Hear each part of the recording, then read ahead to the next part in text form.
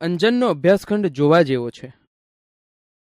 ખુરશીમાં જાજમ ઉપર જોડા સાથે જ્યાં ને ત્યાં ચોપડીઓ ને નોટબુકો રખડતી પડી છે. ટેબલ ઉપર મોજા છે. મેલા અને ધોયેલા કપડાં પણ એક જ ઢગલામાં દેખાય છે. એક બે કિત્તા, બે ત્રણ પેન્સિલ, રબર વગેરે છૂટાછવાયા રખડે છે. અહીં અંજન આવે છે. લાલમાં વાદળી રંગ મેળવીએ એટલે જાંબુડો થાય. પીળામાં લાલ મેળવીએ એટલે નારંગી થાય. વાદળીમાં લીલો મેળવીએ એટલે માસ્તર આમ ગોખાવ્યા કરે એ ખોટું. યાદ તે કેટલું રહે? હું તે ગણિત ગોખું કે ઇતિહાસ ગોખું? એક પાકું કડકડાટ કરું છું ત્યાં બીજું મગજમાંથી ખાલી ખમ થઈ જાય છે. અમારે ભણવું કેટલુંક, રમવાનું તો જાણે નામ જ ન લેવું. હું તો હેરાન થઈ ગયો. આવું ભણતર તે કોણે કર્યું હશે?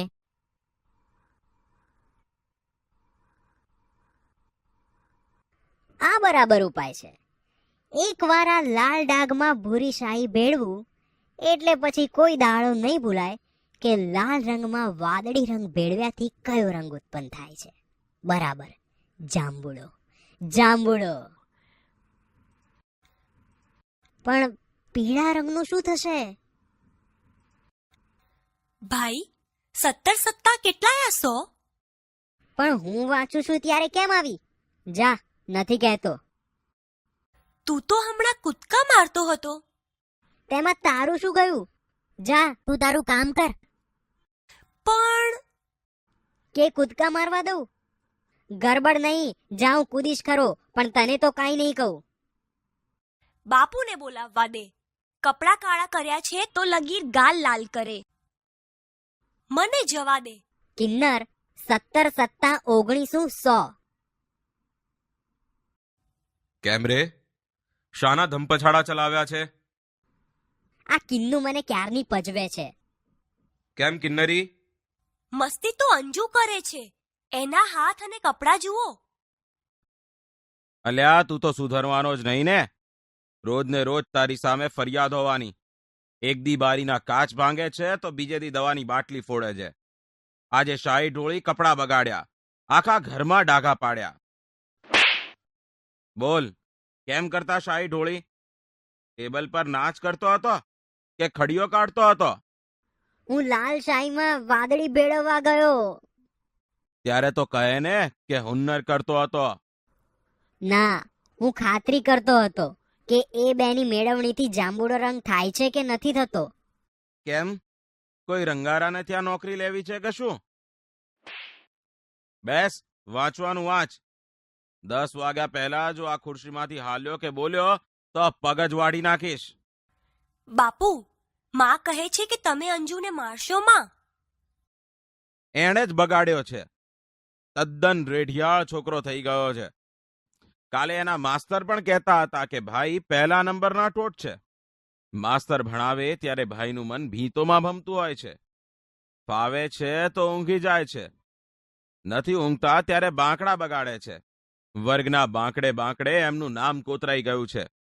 તારી માને મોટા ભાઈના પરાક્રમો તો કહે, પછી ભલે એનું ઉપરાણું તાણે. વળી ચોપડીમાંથી માથું ઊંચો. આજે તારે માથે મોત ભમતું લાગે છે. મને એમ કે બાળકને કોણ કલેશ કરાવે, એટલે હું મૂંગો રહેતો હતો. પણ તમે તો મોંમાં આંગળા નાખીને બોલાવો એવા છો. માવતરનું માવતરપણું રહેવા ક્યાં દો છો? કિન્નરી કહેતી હતી કે કાલે તું વીજળી પંખાને અડપલું કરતો હતો. કોઈ દિવસ આંચકો લાગશે? પણ બાપુ, અમને આંચકો તો લગીરે નહોતો લાગતો. હવે તું એની વારે ધા. બધા એને બગાડવામાં સમજ્યા છો. મને લાગે છે કે હવે મારે કડક થયા વિના નહીં ચાલે. અંજો, ચાલ, ઊભો થા. આમ આવ. તારે તોફાન કરવું હોય તો તારે મોસાળ પાછો ચાલ્યો જા. અહીં તો ભણવાનું ભણવાનું ને ભણવાનું. મસ્તી કરી છે તો માર્યા વગર નહીં મૂકું. આજથી બધું બંધ છે. પૈડું, ભમરડા, લખોટા મને સોંપી દે. સાયકલ પર બેઠો છે તો તારી વાત તું જાણ્યો. ચાલ, બધું બહાર કાઢ. લખોટા ક્યાં?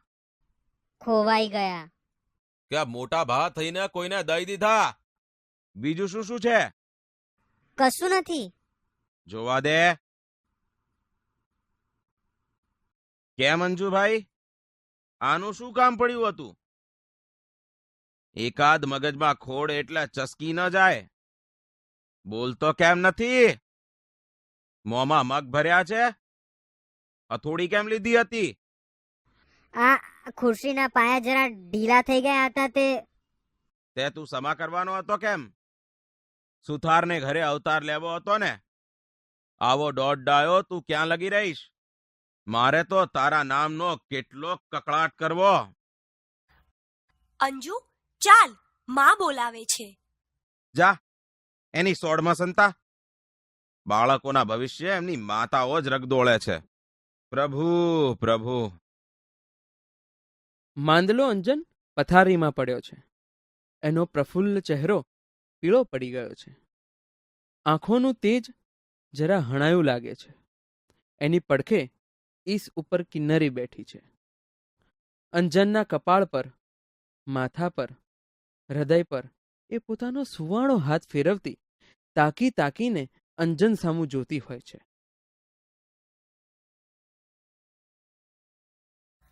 અંજુભાઈ, કંઈ જોઈએ છે? ના કિન્નર, મારે કાંઈ નથી જોઈતું. તારે રમવા જવું હોય તો જા. ના અંજુ, હું તો અહીં બેસવાની. શું કામ? હું માંદો એમાં તારે શું કામ ન રમવું? જા બહેન. ના ભાઈ, હું કયા મોએ રમું? મારા કારણે તું માંદો પડ્યો. મારે જ તને સાજો કરવો જોઈએ. તારે વાંકે? ના ના, હું તડકામાં ખૂબ કૂદ્યા કરતો હતો. પછી તાવ ચડે એમાં શી નવાઈ? ના ના અંજુ, આજે સવારે મા બાપુને કહેતી હતી કે તેમણે જ તને માંદો પાડ્યો છે. એ દિવસે તને બાપુ એટલું બધું ધક્યા ન હોત તો તારી તબિયતને કશું ન થાત. મા મને વળતી હતી કે મેં તને પજવ્યો ન હોત તો બાપુને કંઈ ખબર પડત જ નહીં. એટલે મૂળ વાંક તો મારો જ છે. કિન્નરી, એમ ઢીલી ન થા. વાંક તારોય નથી અને મારોય નહીં હોય. માં ઘડી ઘડી નસીબનો વાંક કાઢ્યા કરે છે ને, મારું એ નસીબ વાંકું હશે. ભલે ભાઈ, એ જે હોય તે. આપણે બીજી વાતો કરીએ. તારે દવા પીવાનો વખત થયો છે. પીશ અંજુ? જવા દે, મને બહુ કડવી લાગે છે. એ પીવું છું એટલે આંખે અંધારા આવે છે. જવા દે. પણ ભાઈ, દવા પીધા વિના તે કાંઈ ચાલે? ડાક્ટર સાહેબ, અઠવાડિયામાં તો છોકરો લાશ થઈ ગયો. હવે તો બરાબર થઈ જાય એવું કાંઈક કરો. રોજ કેટલો તાવ રહે છે, ક્યારે ચડે ઉતરે છે વગેરે ચિઠ્ઠીમાં લખી મોકલતો. પણ આજે તો ઘરમાંથી હટ લીધી કે તમને તેડાવવા. મને થયું કે વાત વિચારવા જેવી છે. સારું થયું. આવી આળસમાં કોઈ વખત માણસ બાળક ગુમાવી બેસે છે. ઠીક છે કે આને એવું કશું લાગતું નથી. બાકી મામલો બગડી બેસે પછી તો અમારે સુધારવો કેમ? સાહેબ, છોકરો દવા બરાબર પીએ છે કે? લ્યો, દવા પીવી નહીં ને તબિયત સુધારવી, એ તો કદી બનતું હશે? હરિભજ્યા વિના વૈકુંઠ મળતું હશે? ડાક્ટર સાહેબ, હવેથી હું ધ્યાન રાખીશ. અંજુ, સાંભળ્યું ને? દવા વખતસર પીવાની છે. અને કિન્નરી, સાંભળ્યું કે? દવા નિયમસર પાવાની છે. હો બાપુ. તો ચાલો, હું લખી આપું. અંજુ, ડાક્ટર સાહેબે તો તારી નાળે ના તપાસી. સારું થયું. હવે હું દવા ઢોળી નાખવાનો છું. અરે, એવું તો થાય? કિન્નરી, અહીં આવ તો. આવી માં. જા, માં શું કહે છે? તું અહીં બેસી રહે છે અને એને તો કાંઈ મદદ કરતી જ નથી. હું હસતો નથી એટલે માં રડ્યા કરે છે. હું બોલતો નથી એટલે બેન ગમગીન બને છે. પણ હું શું કરું? મારો આનંદ મરી ગયો છે, જાણે જીવન જ જતું રહ્યું. ભાઈ ભાઈ, ભાસ્કર કાકા આવ્યા. હે? ચાલ, ક્યાં બેઠા છે? હમણાં અહીંયા આવશે. માં તેમને તારી જ વાત કરતી હતી. એમની પેટીમાં તો શાંશા રમકડા લાવ્યા છે, જાણે રાત ને દિવસ રમ્યા જ કરીએ. ભાસ્કર કાકા ભલે આવ્યા, ભલે રમકડા લાવ્યા, પણ એમને ક્યાં ખબર છે કે બાપુએ એની બંધી કરી છે. તું જોજે તો ખરો, તેઓ બાપુને કહી દેવાના છે કે આપણને કદી વઢે નહીં, મારે નહીં, પણ બસ રમવા જ દે. હું અહીં આવી ત્યારે તેઓ માને એમ જ કહેતા હતા. તો સાચું કહે છે કિન્નર? અરે તો બીજું જોઈતો તો શું? ઉલ્લાસભર્યો અંજન કિન્નરીને બાજી પડે છે. તેઓની નજરે પડે એ પહેલા ભાસ્કર રાય નિખિલ રાયને લઈ ચાલ્યા જાય છે. નિખિલ રાય અને ભાસ્કર રાય સુશોભિત એવા દીવાનખાનામાં આવે છે. નિખિલ રાય આરામ ખુરશીમાં અદ્ધર બેસે છે.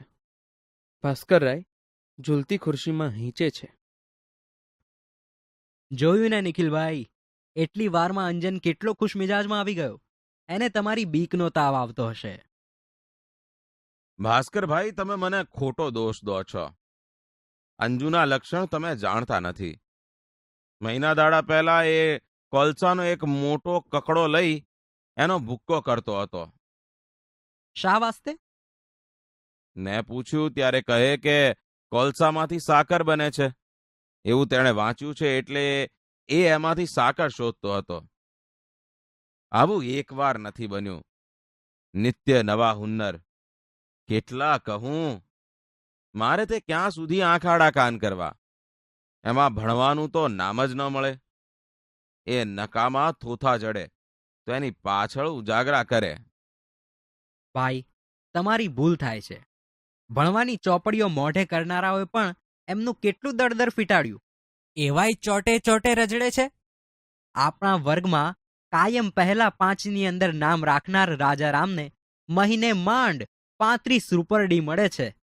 પેલા છેલ્લે બાંકડે પડી રહેનાર રામલાલે લોખંડના ધંધામાં બંગલો બંધાવ્યો છે. બધું આપણી આંખ આગળ છે. એટલે મારે એને લોઢાના કારખાનામાં મોકલવું એમ? ગુસ્સે ના થશો, પણ હું માનું છું કે અંજનમાં બુદ્ધિ છે, શક્તિ છે. એટલે હું માનું છું કે તમે એને રૂંધી ન નાખો. એને સાચા માર્ગે વળવા દો. અંજનનું જીવન જ્યાં હણાય નહીં, પણ પ્રફુલ્લે ત્યાં તેને જવા દો. એ કોલસામાંથી સાકર શોધનારો કોઈક દિવસ જગને નવું અજવાળું આપશે. અંજુ, કિન્નર, અહીં આવો. શું કહ્યું કાકા? અંજન ક્યાં? આ આવ્યો. જાઓ, લતા ભાભીને કહો કે તમને રમકડા વહેંચી આપે. જા. જોયું? નિખિલ રાય આડું જોઈ જાય છે. ભાસ્કર રાય પડખે પડેલું છાપું ઉઘાડે છે. અંદરથી આવતો અંજન અને કિન્નરીનો મીઠો કિલકિલાટ બંનેના કાને અથડાય છે.